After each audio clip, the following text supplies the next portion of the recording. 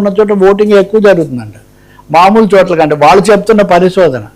ఇలా చూస్తే హైదరాబాదు, సికింద్రాబాదు, విశాఖపట్నం, గుంటూరు, నంద్యాల ఇలా ఒక 6 నియోజకవర్గాలు తెలుగు రాష్ట్రాల్లో భిన్న మతాలు భాషలతో కూడినవి కనిపిస్తున్నాయి. ఇలాంటివి దేశమంతా 120 దాకా ఉన్నాయి.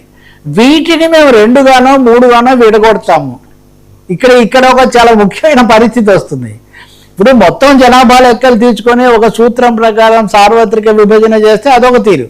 అది కాదు, మేము ఎంపిక చేసుకున్న ఈ నియోజకవర్గాలనే ఇలా మేము 2గా 3గా విభజిస్తామని అన్నప్పుడు దాని స్వభావంలో మార్పు వస్తుంది. అసలు అదే ఖచ్చితంగా ప్రతిపక్షాలు చేసిన విమర్శ ఆరోపణ అదే. మీ ఇష్ట ప్రకారం మీరు చేయాలనుకుంటున్నారు, దానికోసం మీరు ఏదో సూత్రం తీసుకొస్తున్నారని. లోక్సభ సీట్లను అంటే ఈ సీట్లలో ఎవరు గెలుస్తున్నారు, ఈ కాంగ్రెస్ ఉన్నప్పుడు కూడా విమర్శ ఉంది. ఓ సీట్లో వర్మ ఎప్పుడు గెలుస్తున్నాడంటే ఆ సీట్ను కొంచెం మార్చి వేరే 2 నియోజకవర్గాలు కలిపి ఇలా చేయటం. సో ఇప్పుడు బీజేపీ ప్రయోజనాలకు అనుగుణంగా ఈ పునర్విభజన జరిగేటైతే అసలు రాజ్యాంగబద్ధమైన ఎన్నికల సూత్రానికే భంగం కలుగుతుందని ఒక తీవ్రమైన నిరసన వస్తూ ఉంది. ఇప్పుడు అన్ని సీట్లు కాదు, మేము ఎంపిక చేసిన సీట్లే విభజిస్తామంటే అది ఎట్లా? దేశమంతా ఒక యూనిట్ లోక్సభకు, దేశంలో ఉన్న ఓటర్లందరినీ తీసుకొని డివైడ్ చేసుకుంటూ వెళ్ళారు. అట్లా కాకుండా ఇందులో మేము ఈ 100 మందినే విభజిస్తాము, ఈ 3 అంటే అది చాలా పెద్ద సమస్య అవుతుంది. ఇది కొత్త సవాలు, ఇది సాక్షాత్తు ప్రధాని కార్యాలయం నుంచే వచ్చింది కాబట్టి ఖచ్చితంగా ఇది సరికొత్త సవాలు, సరికొత్త దుమారానికి దారితీస్తుంది. ఈ సమయంలోనే నిన్న మనం మాట్లాడాము, అప్పటికి ఇంకా ఎక్కువ అది చర్చలోకి రాలేదు.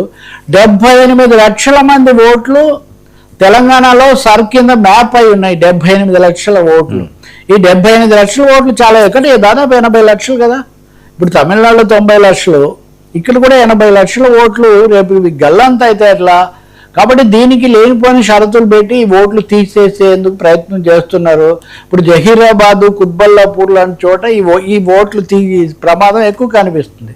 ఈ సమయంలో అసదుద్దీన్ ఓవైసీ ఎంఐఎం ప్రెసిడెంట్, ఆయన నిన్న మీడియాతో మాట్లాడారు. ఇదంతా ఏకపక్షంగా చేస్తున్నారు, ఈ సర్ కింద మీరు ఆధార పత్రాలను ఇంకా విస్తరించాలి, కొన్ని ఆధార పత్రాలు మీరు తీసుకోవడం లేదు, వాటన్నిటిని కూడా చేర్చాలి అని ఆయన ఒక డిమాండ్ చేస్తున్నారు. రెండవది, కొన్ని తరగతుల ఓట్లు మీరు తొలగించే ప్రయత్నం భారీ ఎత్తున చేస్తున్నారన్న సందేహాలు కూడా ఉన్నాయి.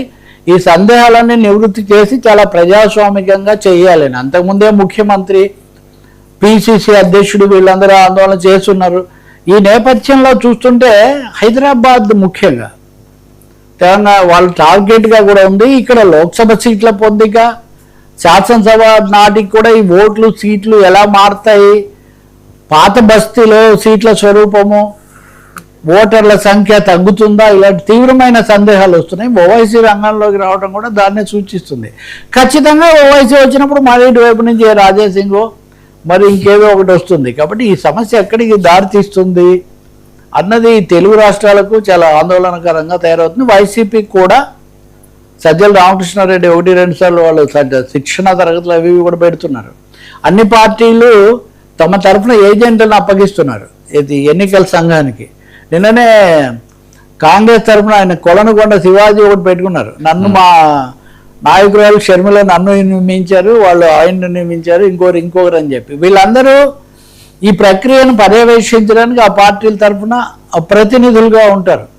కాబట్టి ఇటు సర్ పేరుతో జరిగే తతంగంలో పోయేది కానీ ఈ నియోజకవర్గాలను ఇష్టానుసారం కొన్నిటినే టార్గెట్ చేసి ముక్కలు చేస్తే ఏమవుతుంది? 2 ఎన్నికల ప్రశ్నలు మన ముందుకు వచ్చి నిలబడుతున్నాయి. సార్ ట్రంప్ చెరగటం, ఇరాన్ తిరస్కారం, భారత్కు విషాదం. ట్రంప్ అది నిజమే. మనం ఒక్కొక్క రోజు ఒక విధంగా, నిన్న నేను మీతో చెప్పాము.